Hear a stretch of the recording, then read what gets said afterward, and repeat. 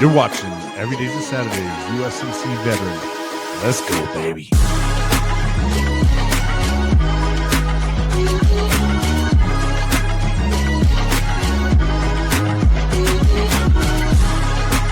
And here's your host, Bryan. And what's going on, friends and family? Thank you guys so much for joining me on another great interview. And this is the season finale for interviews with Every Day's a Saturday. We will still be doing a couple more coffee talks, but this right here will be the last interview. We may, if we may squeeze one more in, but I do believe this is going to be the last one. So we're going to talk a little bit about season 3 and how season 3 went. I can't believe it's a whole other year gone. And when we started season 3, which was January 9th, we start every season on January 9th, and we always end on Veterans Day. So we started off with interview 106, and this interview will be 138. So we would have conducted 32 interviews this season, a little bit short than we've done in the past, but we kind of kicked it up on the coffee talk side, and on the coffee talk side, we have done 32. Let's see, 34 episodes over there. So yeah, in total, it's been 79 total videos this season. So it's been quite a bit. So let's do a little bit of a rundown and do the stats of how many, what's the number of the different branches that we had, and who do you think was number one? I bet a lot of you out there, I'm gonna guess you're gonna probably say Marines. Not this season. It was the Army. Right now, my last guess will make it 12 different Army veteran and active duty. We've had 10 Marines, 6 Navy, 1 Air Force, 1 Coast Guard, and we've had quite a few non-military members this season. We had a total of 6, and we had 2 law enforcement. So there was a lot of firsts for season 3 as well, and so I'm really, really happy. And we're hoping for season 4 will once again start January 9th, 2026. And it's going to be the same good old stuff. We're going to have more great interviews.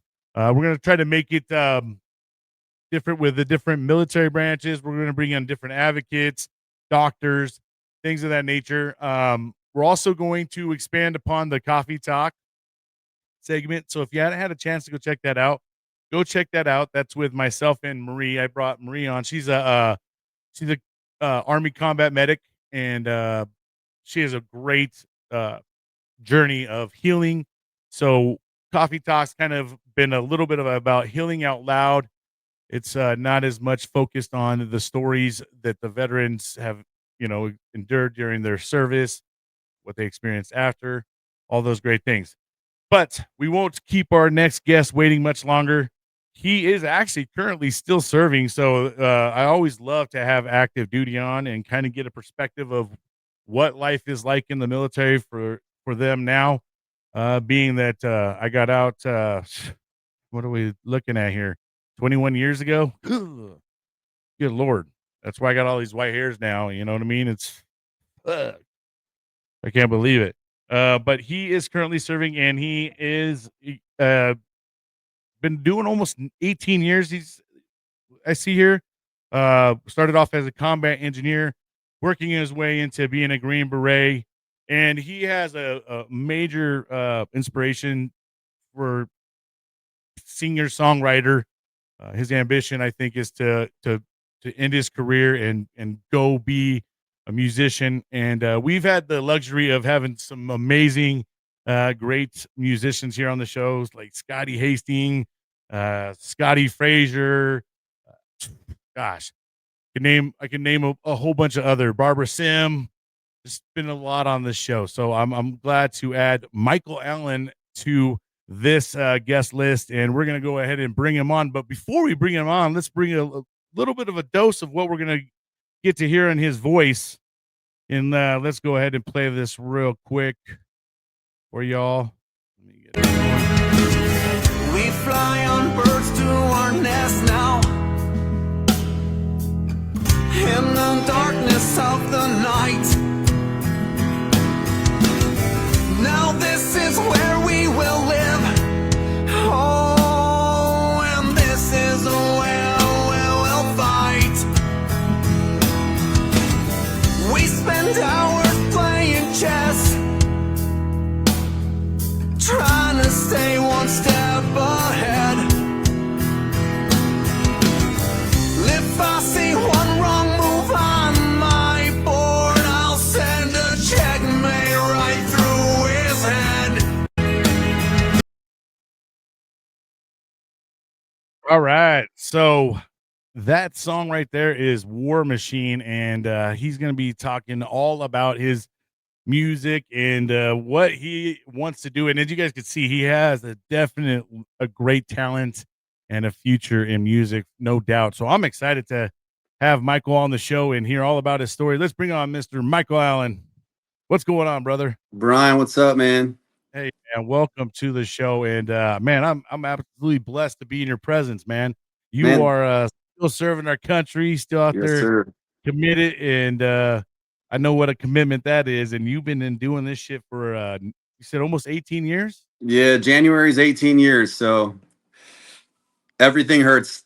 Yeah, I imagine, bro. So make sure you're documenting all this stuff. Yeah, brother. dude, for sure. You know, you got some doctor appointments coming up your way in the next couple of years. So yeah, definitely. Start getting yourself make sure it's all documented, man. But hey, I'm absolutely excited to have you on, bro. I've been following you on social media, hearing your music. You have a great voice. I grew up in the 80s, 90s time frame, and it kind of brings me back to a little bit of kind of that 90s, like Bush, like you know what I mean? Like, dude, is that what you're going for, bro? It's coming back, man. It's coming back. Yeah, and I love it, bro, because that's when music freaking existed, man. Yeah. You know what I mean? So yeah, I agree. I definitely it definitely sang to me and rang a tune. Like I was like, man, that kind of's got like a Bush feel, like like I mean stuff that I grew up on and I loved listening to. So man, let's go ahead and get to know all about you, bro. Let's talk about where you grew up, what made you decide to join the army.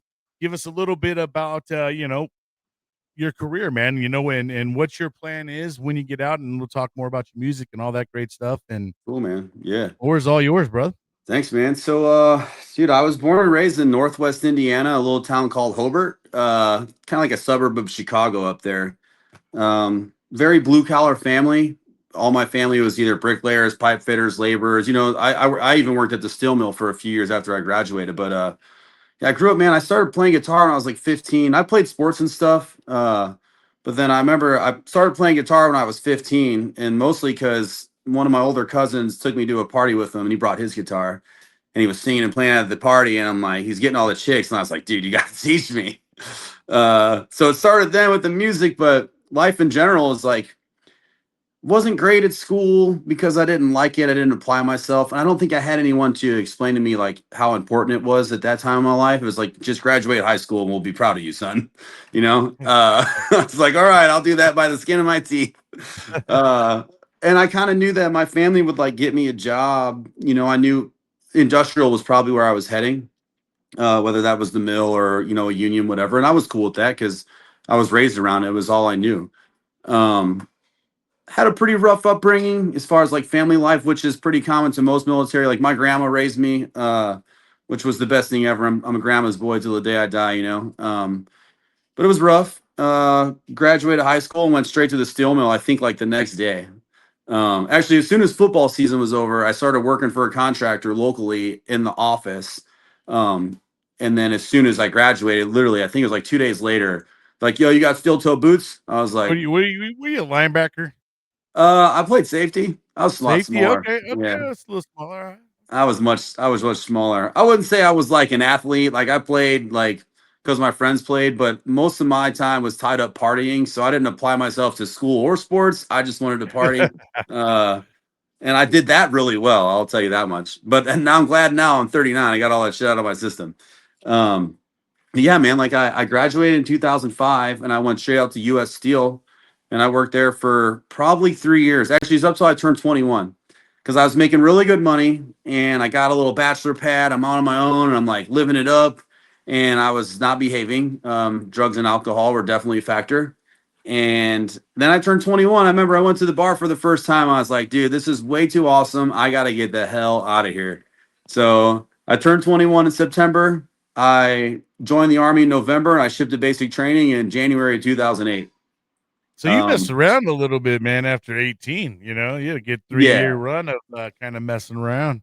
Which was the best thing for me because I knew, because, you know, the first few years of the military, like I kind of hated it, but I knew that the grass wasn't greener on the other side. A lot of kids graduate high school and join the military right away. And they think, oh, I hate the military. I can't wait to get out and be normal. And then they're civilian. They're like, oh, this sucks too. You know, like you got to figure it out. Bro, you know, and you kind of hit a point there. A lot of veterans or people that I've talked to, a lot of the ones that started off later had an easier transition in general, even getting out, just because they kind of lived life and it wasn't just like going from high school life to military, you know, growing up, because now there's a different set of expectations because you have the unknown, right? You go from mommy's couch to holy shit, you know what I mean? Now I got to do something. And there's a lot of kids not ready for that, man. And I'm not going to say like there was still a major culture shock, you know, like I said, like the first 2 years until I put stripes on and became an NCO and deployed to my first trip in Afghanistan, I was like, dude, what did I get myself into, you know? And a lot of it was like the pay cut that I took initially, because going from being 18 through 21, working at the steel mill, there's times where like, if I was doing double time, like on the weekend on a holiday, like double time and a half, I'm making $50 an hour. I'm 19 years old. Dude, I would take the rest of the week off and go party. Shit. Yeah. You can't compare the pay there. So not having the money and the freedom, it sucked, but because of the lifestyle that I had growing up, whether it was like just my family life or the partying and all that stuff, like I 100% needed someone to like whip my ass into shape, and the Army 100% did that. And then it was like my immediate supervisors and stuff, like these guys had been in since 2003, you know, so like they'd seen the brunt of it, so they're hard ass battle tested dudes, and I'm just some 21-year-old who thinks I'm tough and like I don't know shit, you know. So it gave me exactly what I needed, and you know I'm grateful for, you know, every moment of it. It's definitely been a journey. Like 18 years in January now, it's been the highest highs and lowest lows of my life, but I wouldn't change it for anything. But yeah, so I enlisted shipped in 2008, and I went to Fort Leonard Wood as a combat engineer. I wanted to do something exciting, and you know, I wanted to be in a combat role, and I didn't know if I just wanted to be infantry. And I remember, it's so funny. I sat with a career counselor, and I remember she showed me the video for combat engineer. I was like, that seems cool. I was like, I don't know about that clearing minefield stuff though. And the lady, a civilian, probably never served. She's like, yeah, you guys don't do that anymore. This is an old video. I was like, cool. Go be a combat engineer, go to Afghanistan, and we're looking for IEDs. I was like, shit. They're just not mines. They're we'll call them IEDs now. Yeah. And then the real funny part about it is that, and I'll like touch on it more later, but it came full circle because I ended up going into my hometown on recruiting, and I had to take soldiers up to MEPS, and that lady still worked there. I saw her name. I went back because I've kept every piece of paper since she joined the Army. I went back, I found my enlistment paperwork, and I like verified that lady was still there. And I want to be like, you 15 years ago, you lied to me. But it was great, man. Like I love being a combat engineer. That's wild, the full circle. Yeah. Like I loved my job. I found great success in it. I got some good deployments to Afghanistan. I got to go to a lot of cool schools. My first duty station was Bragg. I hate North Carolina. Well, I hated Bragg. North Carolina is beautiful. And then I went to Colorado to Fort Carson, which that was awesome. Deployed to Afghanistan twice out of there. Then I went to Italy for 2 years, which was awesome. Then then back to my hometown for recruiting. And then I went to Fort Stewart for my platoon sergeant time. And that was when like I'd never been mechanized before. I'd only been in either light infantry or airborne units. And then I went mechanized. I was like, this really sucks, dude. It was not fun. But that was when I was like, man, it's like now or never. I have to go try out for special forces. I was gonna go years ago before recruiting, but I got hurt a couple weeks before I was supposed to go to selection. So now I'm finishing my platoon sergeant time. My first sergeant's like, hey man, you're gonna be headquarters platoon sergeant, you're a senior NCO, like it's just that time of your career. I was like, no way, dude. Like I don't want that yet. Like I want to And be how on the old are line. you at this level right now? I am 32 or 33-ish. So I fast tracked, man. Like I had really good leaders and mentors that coached me up and got me to where I was. Like I did I all the imagine things I you're needed to dealing with do. a lot of like middle young, like some young 20-year-old dudes, For sure, yeah. right? But it was like I wanted to be on the line still. I still had things I felt like I wanted to accomplish, and I was like, I'm gonna go try out for special forces. Like it's a one time I had to get time and service waiver, time and grade waiver, all the things, and then I went. And I knew it was like one time deal. If I made it cool, at least I knew, or if I didn't, at least I tried. And then it worked. I got selected, and that was in January of 2020. Yeah, man. And then from there, I mean, went to the Q course, did the thing, and now I'm up at Fort Campbell, Kentucky with fifth group. So got a few deployments through CENTCOM with fifth group, some training exercises overseas and stuff. It's been fun, but I just like stepped down from the tactical environment now, and I'm sitting in the S3 spot, just kind of like waiting to retire and focusing on what's next, which for me is hopefully music.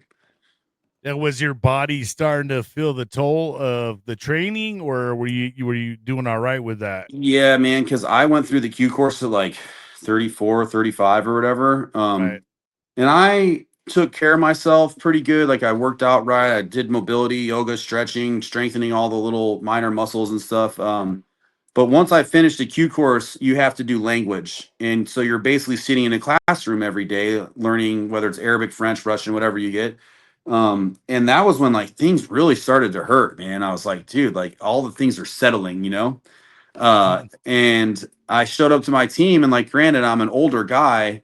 You're still the new guy, right? It doesn't matter. Like you still have to Sure. show up and be the new guy, and they expect you to perform. So I'm like, I'm just gonna bite down on my mouthpiece and tough this shit out, man. And I was able to do that for 3 years. And then I took a team sergeant spot, and my daughter was born, and it was like, dude, I can't even like barely pick up my child, let alone lead these guys into combat. Like I'm a liability to myself, and I'm a liability to my team.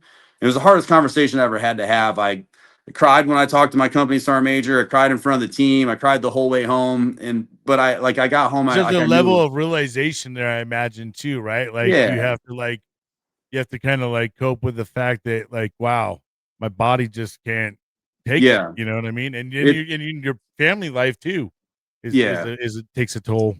It was coming to the realization that like the one thing that I feel like I was good at, and that was being like a war fighter. The thing I trained I dedicated my best years of my life to it. Like they were over, and it was not ending the way I saw it. Like I thought I was going to go out on a detachment. Like I was going to finish my time on a detachment, get a few more deployments in, and then retire. And now it's like I'm in the S3 shop doing an admin job, which is it's not great, but it is where I should be. Like it honestly given me the time to focus on family and music and what's next, instead of just being in the fight, retiring, and then figuring out life after that. Like it's given me a foot out the door already, so I can focus on things and it not be a complete culture shock the same way coming into the Army was. Now you did have a family while you served, right? Now how long had it been when you've been married and all that? Have you been married the entire time of your enlistment, or did you get married? I got married in February of 2018. Okay. So towards the end of my recruiting time at home. And then I've definitely put my wife through the ringer since then. We moved to Georgia, and then we upped and moved to North Carolina, and then we upped and moved to Tennessee. And the whole time we're in North Carolina, I'm in the Q course. So I'm coming, I'm going, I'm coming, I'm going, I'm mostly gone. And then now I'm in group, and it's like, you're gone a lot, whether you're deployed or on a training exercise or training, like you're gone a lot. So my So wife's she's either definitely, trying to meet some military wives, or she's just like, You Yeah. know, like It's been tough. And then so I we bet. had our daughter in May of this year, which was like after 7 years of trying to have a child. So, Mm. you know, finally, which that's been a Well, whole congrats. culture shock Ah, too. shit, no, yeah. I wasn't ready for Uh, that, dude. yeah, no kidding. And that is, I mean, it is hard. Being married while you serve is a very hard thing, and the spouses go through a lot of stuff, not just during, after as well. You know what I mean? So, it, it's kind of good that you guys were able to make it through a lot of that stuff and still are. Yeah. Um, and it is good too, bro, that you are having a little bit of a time to plan, because that's one of the biggest mistakes that I think a lot of people make is they don't have any kind of plan for when they get out. So Hmm. it is way more of a culture shock, and you're just, and where you think, oh yeah, I'll just go do this, and then you find out, oh shit, that's a little harder than it was. Yeah. You know, um, do you guys live on base housing? How do you guys? We live off base. We're like 20, 30 minutes from post, so it's not a bad drive. To be honest, we live in Clarksville, Tennessee, but if I could do it all over again, I would have got a place like some land up in Kentucky because the infrastructure just down here cannot support the influx of people that are here. It's crazy. Now, do you guys, what is your kind of plans when you get out? You got like what, 2, 3 years left here?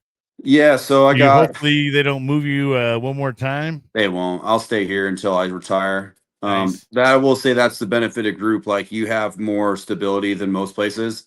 So I'll stay here or we'll stay here. I'll probably move maybe a little south of Nashville, but the plan is to continue to pursue music. So really, it's like I have the next 2 years to continue to build my brand and build my network and just like build my fan base. Which honestly, I've only been sharing my music now since January of this year, and the feedback has just been overwhelmingly positive, which has just given me the confidence to be like, man, I really believe that I can do this. Because it's not just veterans and service members that like my music. Like there's a lot of civilians that are feeling it too.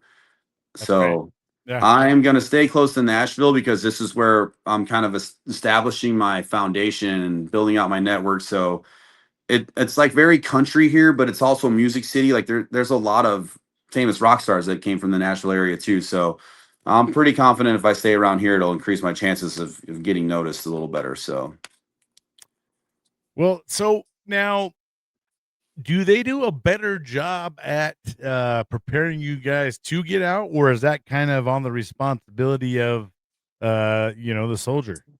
the tools are there, but it's up to the individual to use the available tools, right? Like I would say the older guys probably really use the stuff that's provided to them, but a lot of the younger guys are probably it's like another 40-hour course for them, it's like, I'll figure it out, you know. Yeah, right. Yeah. So yeah, there I think especially in group, there's a lot of extra assets and things that they give us to help us transition. And there's guys that recruit specifically special operations dudes. So honestly, I don't want to be like, well, I'm just going to figure it out if the music thing doesn't work out. But I have my bachelor's in organizational leadership.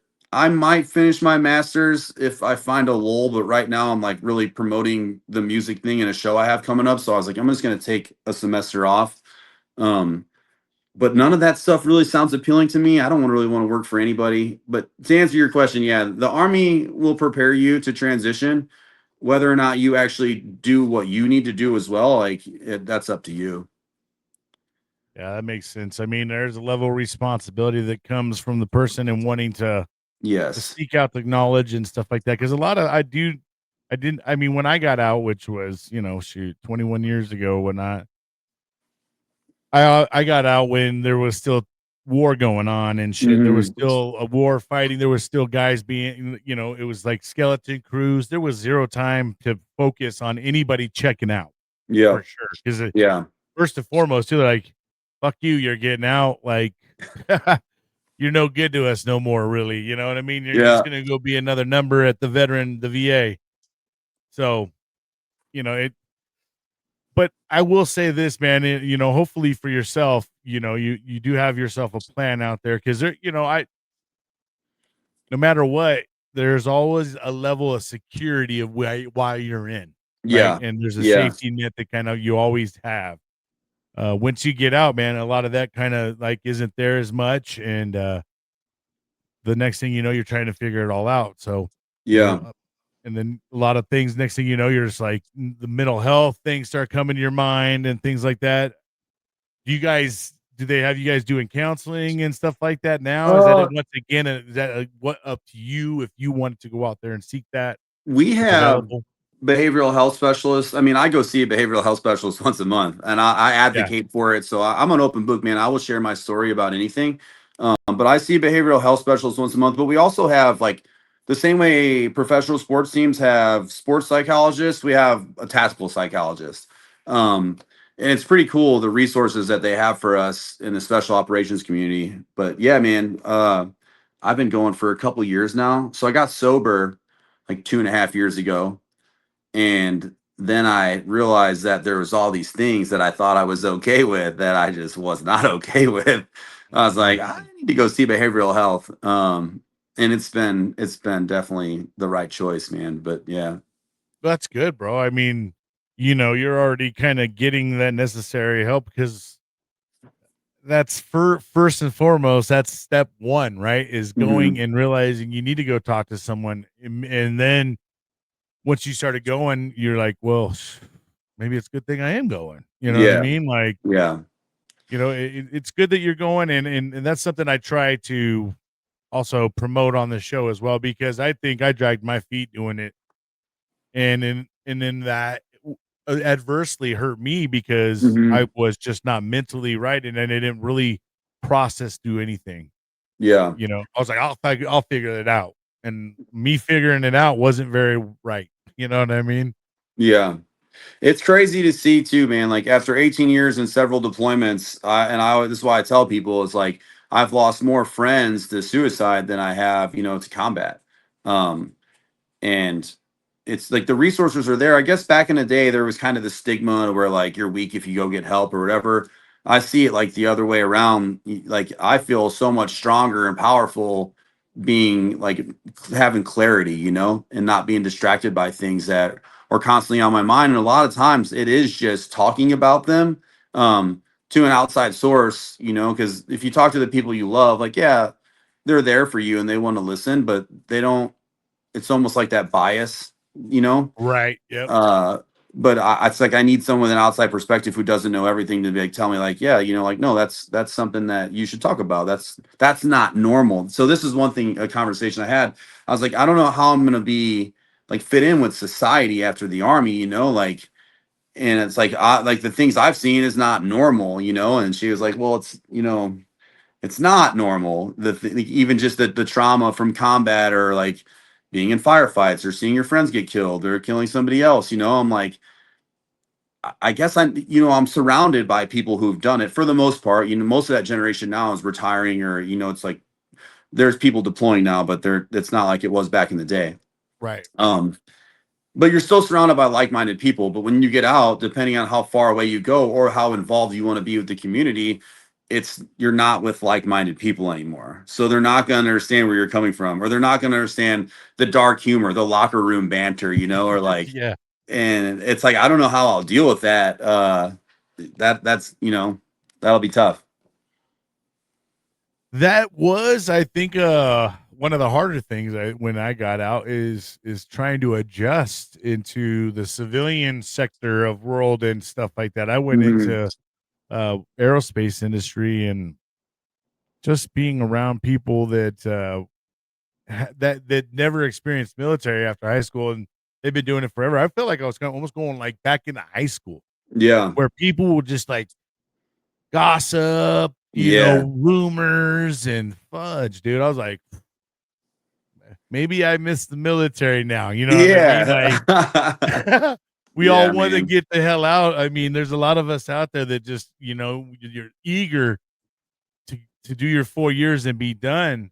Hmm. And you think that the grass is so much greener on the other side. And a lot of times, bro, I don't know, dude. I mean, the military does take pretty good are you guys rich and fucking live a lavish life? No, but you guys are all taken care of.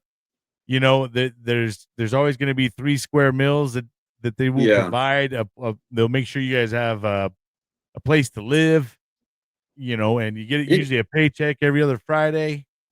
It just teaches you how to survive, man.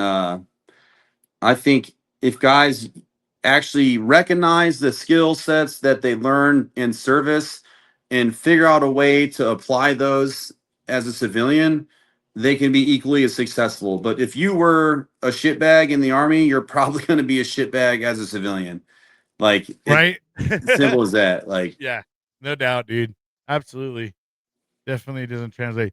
All right, so we'll go ahead and take a quick little break, and then when we get back, we will talk about more about your music career, what you want to do with that, and how you got started, and we'll talk more about the music side of it all.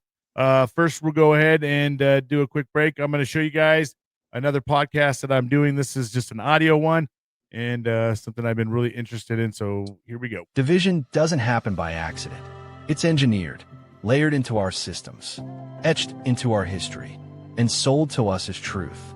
Divisive Measures is the podcast that pulls back the curtain. Host Bryan takes you down the rabbit hole, into the policies, the propaganda, the pain, to ask one question: who profits from keeping us apart? From PTSD to systemic oppression, from inherited trauma to digital echo chambers. This show doesn't flinch. It listens. It questions. It connects. Divisive Measures, premiering July 1st on Spotify, because the only way out of the divide is through it. American made, veteran owned, we are Doc Goodbeard. It's more than just looking good. When it comes to your beard, we believe you can have it all. Thoughtfully designed, unique fragrances, and affordable prices. We strive to provide a line of uniquely scented balms and oils that you won't find in other products. Come on, rock with Doc, and remember, it's all about the beard, man. So what do you say? Let's take that average beard and make it badass. Go to docbeard.com. All right, man. Let's go ahead and talk more about the music. Can we talk about divisive measures real quick? Because Yeah, I freaking absolutely. try to explain this to people all of the time. I'm like, if you can't see through the bullshit and understand that they're keeping us divided for a purpose, like, they have more control the more we hate each other. It drives me crazy that people can't see it. Bro, I tell you, dude, I've been doing this divisive measures. I think I'm on my 15th episode now, and I have went down the rabbit hole of stuff that I was just like, wow, blown away. And I just want to start exposing it, man. I want to start exposing it to show people how crazy it looks like when we sit here and fight each other. Yeah. For no reason. They're like, they decided this is a blue pen, and someone's like, bullshit, that is not a blue fucking pen. It's crazy. And so being like in special operations and seeing like the psyop side of things, and now seeing like what has been done to what we do to other countries to do that exact thing, to think that they're not doing it to us is just crazy, man. I'm still active duty, so I probably shouldn't say too much, but I will say that I hate that I feel like after 18 years of service, willing to die for my country at any moment. I hate that I feel like I love America, but I definitely don't like any of the people running it. Just leave it at that. Dude, what they did to Indian families.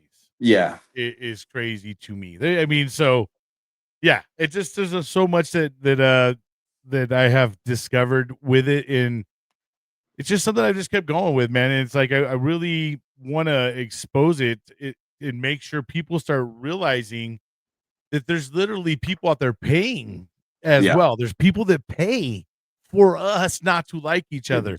And with AI now and everything else, it is so much easier for people to get duped and faked out because of all the deep fake videos, all the horse shit misinformation that comes out, and everybody's just like, oh my gosh, and I'm sharing this with Sally, Susie, and Janice right now. You know what I mean? And it's like people just go spreading misinformation like it's a fucking wildfire, dude. And then out of like 100 people that see it, even if you get 20 or 30 people that buy that horse shit, that's too many, man. And then it Yeah. starts to create bigger problems, man. So It's anyways, I unfortunate. go keep down And this rabbit hole so fast. yeah, people on the left and the right are equally as bad. I will say that. And 100%. You know like, what is radicalism? yep. Radicalism is killing democracy. Yeah. It's both sides getting extremely too radical. You got people on here want to tattoo the fucking president's name on their ass, and and people Yeah. swallowing pills because they don't like what someone says. I mean, dude, Oh man. the Yeah. ludicrousy of it is beyond me, and we've gotten actually to the level where like tribalism about it, and they've Dude. conditioned us through sports, all those things, man, just by making us get so like, yeah, Yeah. other team. Yeah. Which has also gone to the extreme. When I see people beating the shit out of each other at sporting events, I'm like, what society come to, dude? Like, dude, you're fighting for the Raiders, and the Raiders don't care about you. Yes, dude. They don't even know your name, bro. Yeah. These people are crazy, dude. I don't know. It's beyond me, man. But so that's as we transition to music, I wrote I think a really good song. I probably won't release it for a little while, but it kind of talks about releasing or blindly sharing information and truly believing it without like seeing things from another perspective or the other side's point of view and just being okay with it. But it's called Sheep. It probably won't be out for a while, but now I'm fired up about it because it talks about exactly that. No, that's good, bro. And I think we're at that point in life where some people are starting to see it, right? Mhm. And so now's a chance to really get on, like, keep moving it, keep pushing it. You know what I mean? So that way it does start getting out there, and more people start going, you know what? Maybe you're right, dude. Like, because I mean, I've bought into organized religion, politics, all those things. But I have, in the past year or two, realized even organized religion, bro, Man. isn't. Yeah, I don't think God intended for it to be the way that it is, where No. my team's the right team, your team's not the right team, and Yes. I mean, and then we divide. As someone's just like, all right, this side's my land, this side's your land. You know what I mean? It's like, I don't know, bro. Can we just love thy neighbor and get along, dude? Like, I don't know. And I'm not a hippie or a liberal, but No, my not goodness, at all. dude. Either, dude. But I feel you. Yeah. It is at that level of why can't we just? Why does someone hate so much what someone else is doing, and it's not even in your living room or even in your backyard? But zero effect I mean? on you. Zero effect. Yeah. Yeah. I don't know. We get so wrapped sure. around it, and I think For sure. democracy is a game that we have been taught to play, and everybody's buying into it. And it's hopefully, like I said, more and more people start to realize it. Like even yourself, dude. Like I think a lot of people are starting to really feel it, but they don't know how to like quantify it, right? Mhm. And so now we need to start. That's what I'm kind of doing, is going down and pointing out stuff that's going down. Yeah. Just even like with this shutdown right now, bro. This whole shutdown. I mean, are you guys looking at being affected by this shutdown? We After, got I think, paid, November 5th, maybe, right? Yeah, we got paid mid-month, which should cover us for the end of month, but we'll see what happens mid-month November. I don't know. So today was supposed to be another vote. I don't know how it went. But I imagine that this is not going to be a quick resolve. No. So they said if we go past November 5th, this will be the longest time the government's ever been shut down. And I believe that military paychecks will be affected as of November 15th. Yeah. So, man, has there been any talk in your guys' about this whole thing, or you guys kind of It's just been not a really talking about it? complete and utter shit show because people are being affected for their like professional military education, all the training exercises, things are getting canceled. There's no money for anything. But honestly, man, like to me, money is fake because if it was real, the lights would be off and we wouldn't be going to work still or doing anything at all. Yeah, So they it's can print like, it whenever they want, to be honest with just you, tell us dude. to like, why, just let the army continue to operate. We're already in trillions of dollars of debt. What does it matter if the military continue to train for readiness and lethality? Because if we get attacked during the shutdown, are you guys going to vote on it then? Or are you just going to call the military to go fight when they're not getting paid? Like, I don't know, Yeah, man. Makes no, I stopped following it as close as I used to because it's like a bunch of children running the country, and social media made it this like popularity the contest and like circus this. Yeah, dude, and it's wild. I being hate ran it. by clowns, Yes. and we are looking like a joke amongst the rest of the countries, bro. And Yeah. you're right, bro. Like, I mean, what do you think the Chinese and everybody's doing right now? While we're just sitting here like, Yeah. I'm not coming in today because you don't want to vote. Yeah. Yeah. Like, It's crazy, man. yeah. But it Yeah, is but what it is. anyways, let's talk about something better, man. Let's talk about your music. Yeah. What kind of inspired you to get involved with music? I know you kind of touched on it briefly. Let's get a little bit more in depth and kind of at what point did you decide, like, man, you know what? I think I want to make this more of just than a hobby. Man, so music was always a large part of my life. Again, like having a rough childhood, music was always an escape, as it is for most people. But my old man, while our relationship was not great, was definitely like born in the 70s, raised in the 80s, and very much a rocker, dude. Like he was like long curly hair and the leather jacket with the fringy things. And like, so we were always like, the TV wasn't always on, and we were just blasting music in the house all the time. But then as like me being born, I'm born in 86, and then late 90s, early 2000 is like that grunge and alternative rock was kind of like my favorite. So I think that kind of just became my sound. But I got my first guitar when I was in fourth grade, and a lot Who of my were some of dad's your favorite bands back then? man, Alice in Chains, Pearl Jam, Bush, like you were talking about, Soundgarden, Nirvana, like all the Yeah, grungy type. yeah. Um, but I love like Slayer and Metallica and Pantera and all that metal stuff too. Uh-huh. But yeah, heavily inspired by that. Got a guitar in fourth grade. Didn't really stick too much. And then like I was saying, when I got a little older, I was in high school. My cousin played acoustic, and I just remember going to a party with him. Like, dude, you have to teach me. So like, I got a guitar. I begged for a guitar. I finally got one. He taught me a few chords, and then like it was running from there. I learned how to read tabs, and like I started writing songs almost immediately. And I was probably 14 or 15 years old. And then it was kind of off and on. Like people always liked it. Like I was that tool bag that came to the bonfire with my acoustic guitar and played Wonderwall and all that shit. Yeah. Um, you know, but like I knew more than just Wonderwall, right? But like everyone No, liked to sure. sing along, like bring your Right. guitar, man. So like it was cool. I picked up chicks. I was like, I was the center of attention. Like I liked it. But I never thought I would actually try to like do anything with it. Then I joined the army, and it was very off and on for years and years. And then when I quit drinking 2.5 years ago ish now, I was kind of bored and lost. And I didn't know what to do with my time. Like I Googled how to be more present, and the first thing that came up was playing an instrument. So I was like, man, let me blow the dust off this guitar in my closet and just start playing. And like, I just couldn't set it down, man. It was the first time I'd played music, and then eventually started writing again with a clear mind. And I was able to articulate all of these things that I like experienced throughout my life. So then I started actually kind of studying songwriting a little more and trying to educate myself on it. But even then, I was like, well, this is just fun. It's just an outlet.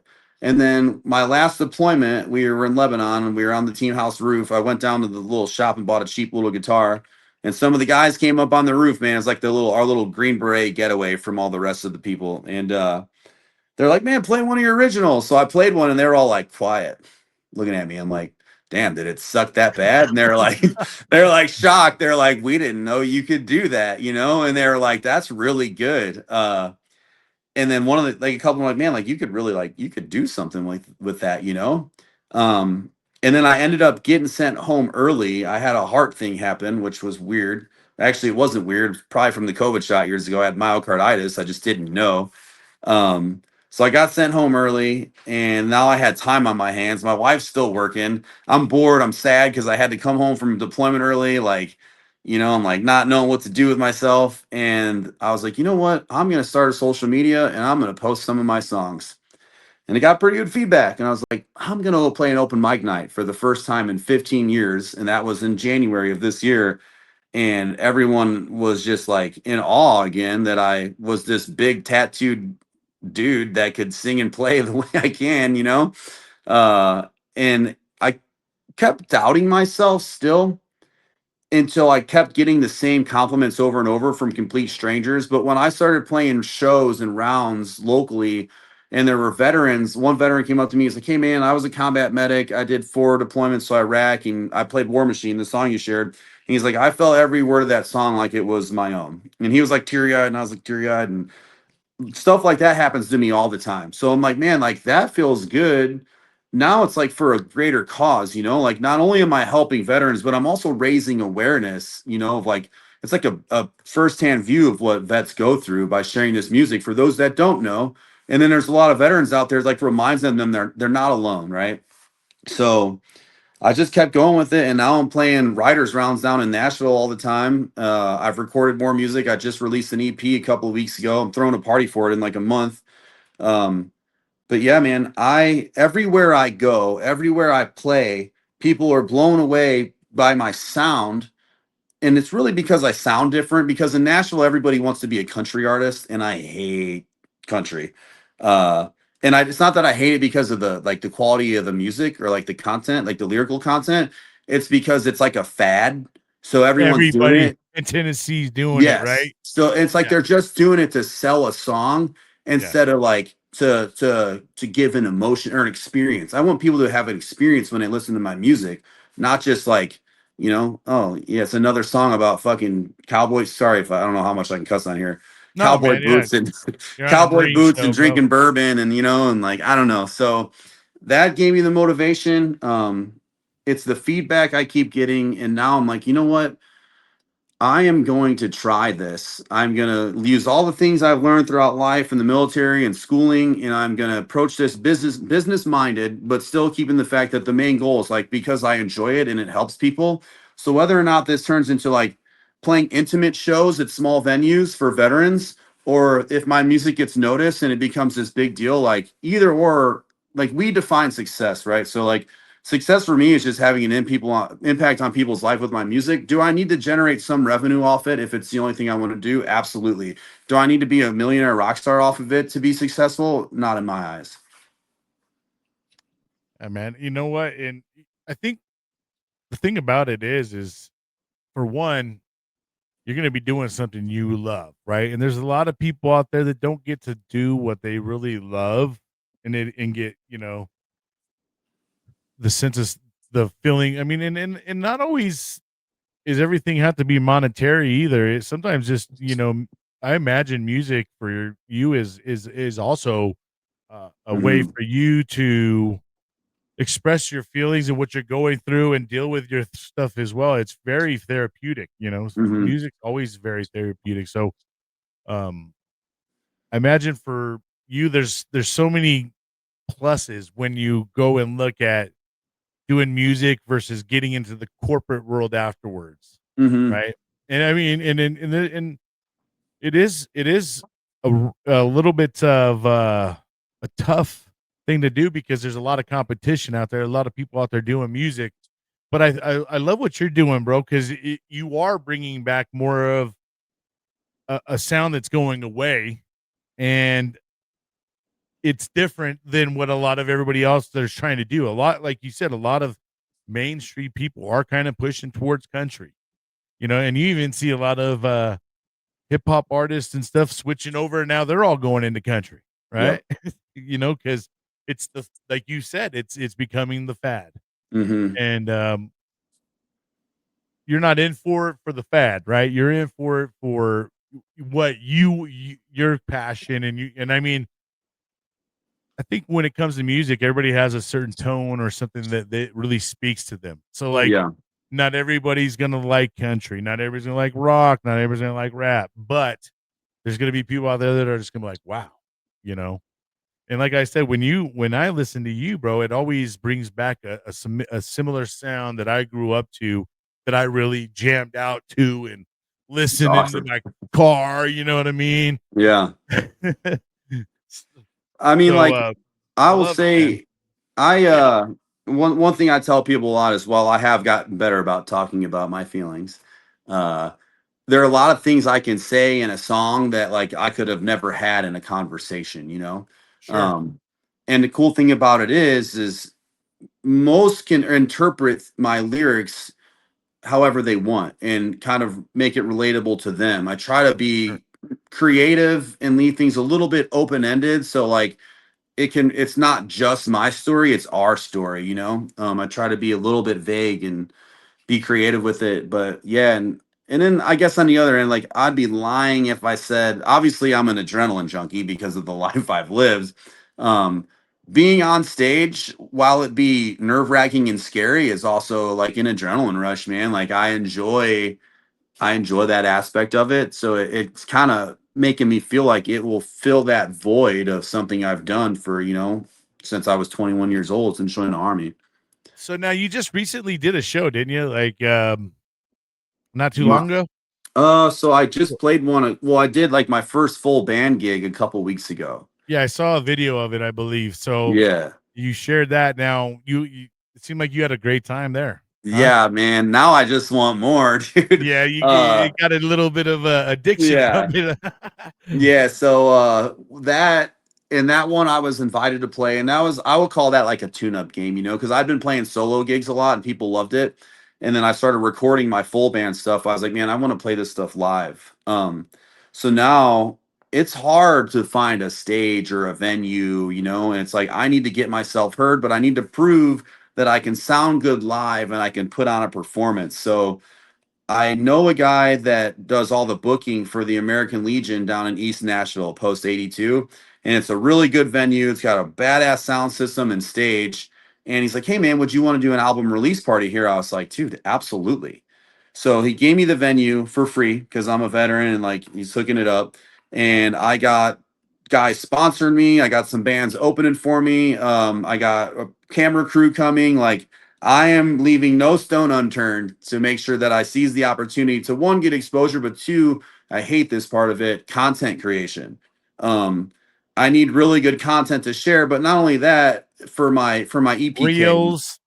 yes, but for the EPK, which is like your musical resume, if I can get good content and show that one, I have a draw, and two, that I can perform well live, not just in a studio, because every swing and Charlie these days can sound good in a studio.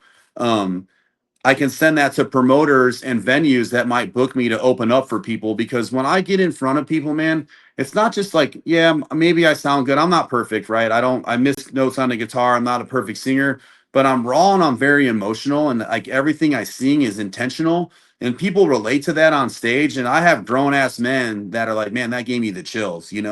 Um, and if I can get that reaction out of people, if I can get in front of larger crowds, I will earn fans that will be loyal and follow me and help me, share my message with a bigger audience. Now, is it kind of hard still actively serving to dedicate as much time as you would like to it? I mean, if you're in a perfect world, how much time would you find yourself dedicating to that, Dude, versus I probably don't have a good balance right now between music and family life and work life. I probably commit a little bit too much time to this, but I think the work I do on the front end right now is going to pay off so that when I do retire in 2 years, I'm already on the path of generating revenue. Because I really don't feel like it's that far away, because I've heard other bands play live at these little venues and I know they get paid and I know I can compete with these bands. I just need a draw. So like, I think the work I put in will be worth it. And I kind of contributed to my first year of recruiting. Recruiting is very difficult for people. You're either good and you have a good time on recruiting, or you suck and you have a really bad time and then you leave and like it was all for nothing. Well, I have 2.5, 3 years, and then I like 2 to 2.5 years and I retire. My first year of recruiting, I grinded hard to like get my network in place and to brand myself and my reputation. So like this is my first year. and I'm just grinding, man. Any seconds that I have to spare, I'm doing podcasts for the exposure. I'm playing open mic nights still. I'm down in Nashville, which is an hour drive, so I'm getting home. I'm trying to help the wife with the baby. I'm cooking dinner, and I'm out the door driving to Nashville. I'm getting home at 10:30 at night. I'm going to sleep. I'm up at 4 a.m. I'm like writing music, then I'm at the gym at 5:30. It's like, but that's just my lifestyle. If I don't live like that, like it's hard for me to and feel like I can get out of bed in the morning, I guess. So that's all I Yeah, man, know. you'd like to be a busy bee, so I imagine, Yeah. whatever time that comes available, it's gonna be filled pretty quickly. Yeah. And it is rough, man, having a baby and all that stuff in the family life. And the music is one of those things, though, you have to show up, right? Yeah. There's a lot of people out there that are showing up all the time as well, and Mhm. when you stop showing up, someone else finds someone else to listen to. So Yeah. when you're making creating songs and putting them together, are you doing it independently? Do you have someone else that puts it all together for you? How are you dropping your actual, So I write music the down? music, like I write all the lyrical content. I have the ideas and most of the guitar riffs. But I don't have it's like I don't really call myself a musician. Songwriter, yeah. Guitar player, sure. Singer, I have a sound. But I'm not like a polished at any of those things. Um, but my drummer or producer, my buddy, man, my friend, and just mentor through all of this. Like I met him. He used to be in a touring band, and like he runs a studio out of his house now. But he could do so much more if he wanted to. But he gives me a really good deal, man. Not just on the recording, the mixing and mastering. He plays the drums, he plays the bass, he does some guitar, but he gives me the vision of how to arrange the songs. So like I go in with an idea. I'm like, hey man, like this is what I hear, this is the emotion I'm trying to capture. And he's like, all right, man, like what if we change this and do this here and move this here? And like he helps get the message out there like the way it should be. Um, like he helps me craft it, and I'm forever grateful because he He could charge definitely people put an helps you arm put like the story together, right? And yes, gets it yes. formulated. Yeah, definitely And sounds so like that yeah, he's someone there to kind of, help you with your vision, right? And that's for always nice sure. too, bro. Because sometimes we go in with something, but there's someone else that's like, let me put the sound for you.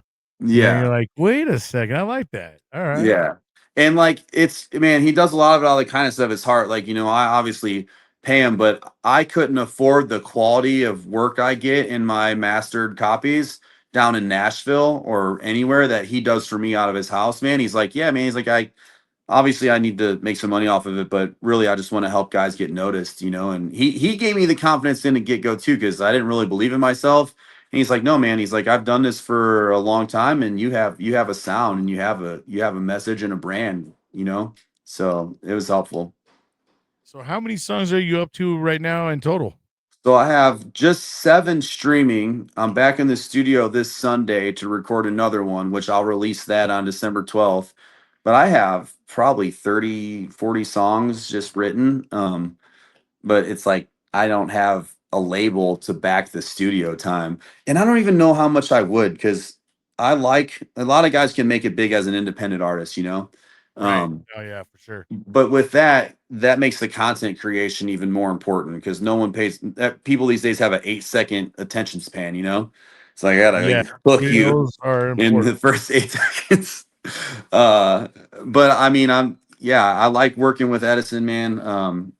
If I was to get offered a any kind of deal or anything, I would hope that he would like stick with me and at least be my drummer, man, for sure. So That's cool. So now, do you typically do it a lot of it solo, or are you trying to find a band, or, how um do you do that? and so it's funny because I had this conversation with him a couple weeks ago.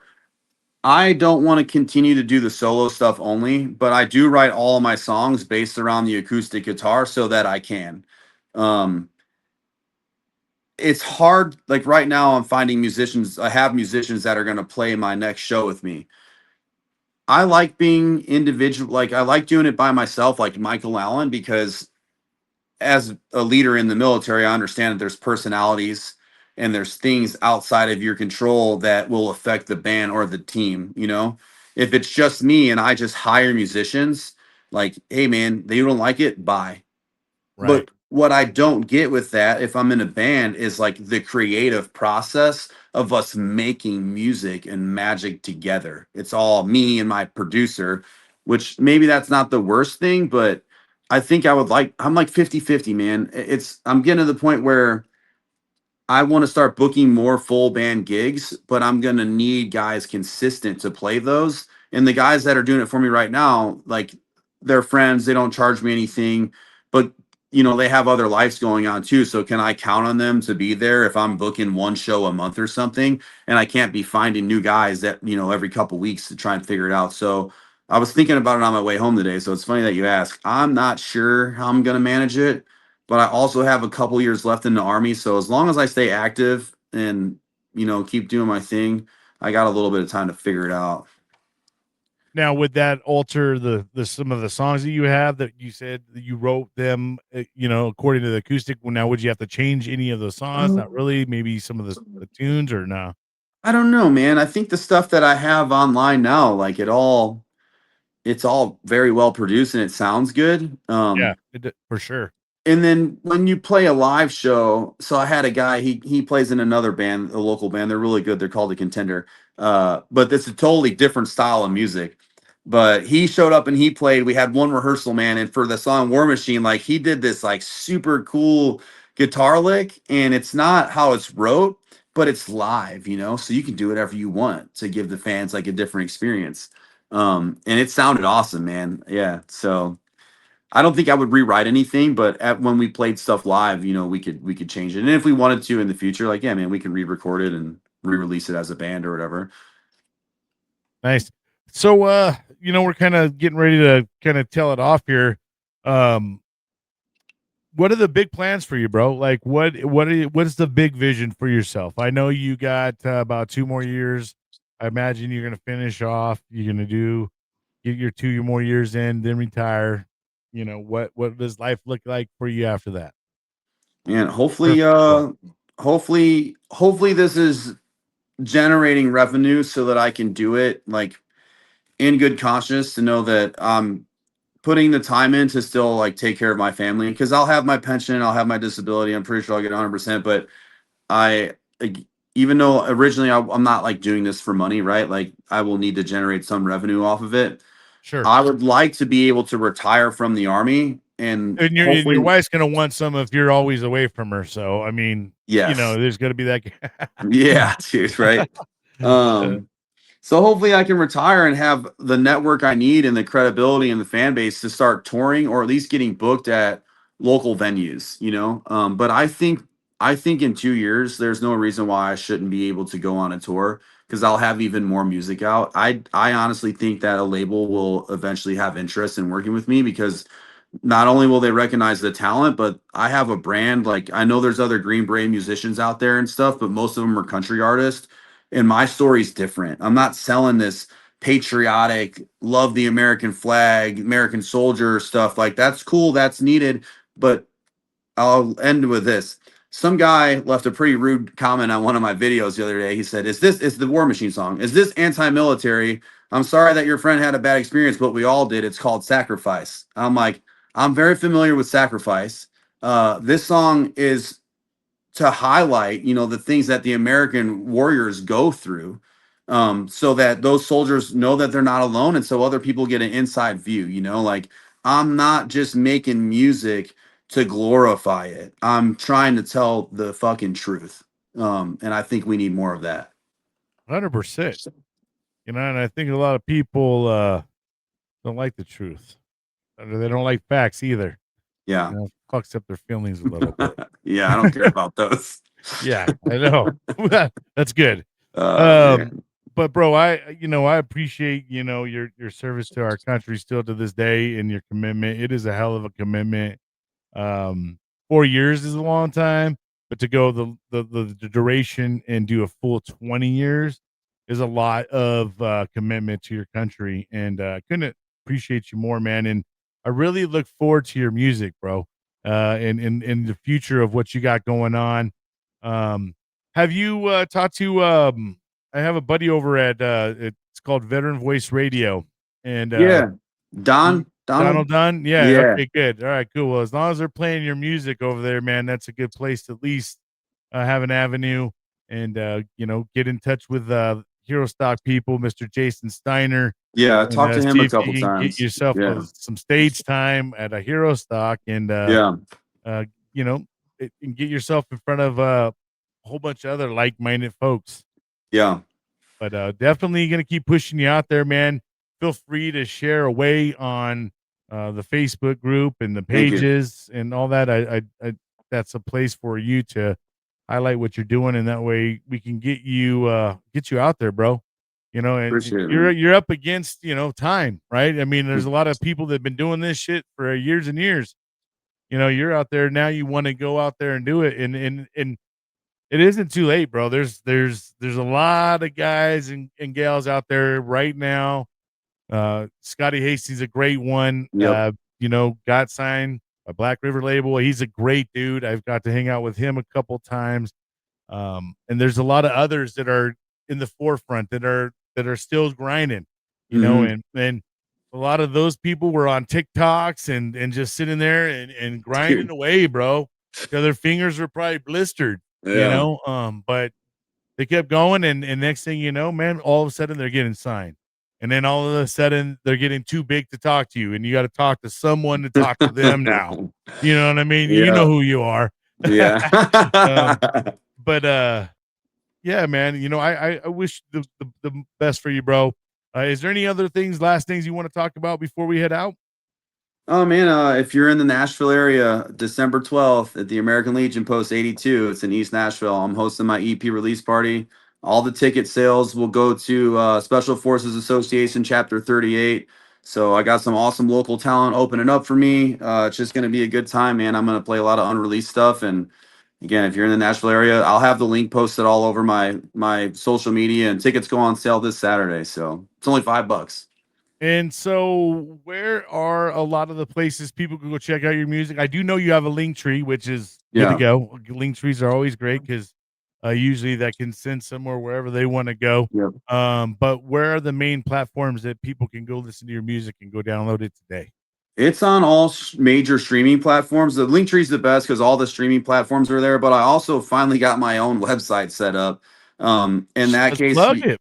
yeah. So it's thetacticianmusician.com. You can actually download. Spell it out. Yes. Man, don't you put me on a spot. So THE and then tactician. So TACTICIAN. Yeah. And then musician, MUSICIAN.com. But you can actually purchase my music there, similar to iTunes, which then I get 100% of the profit.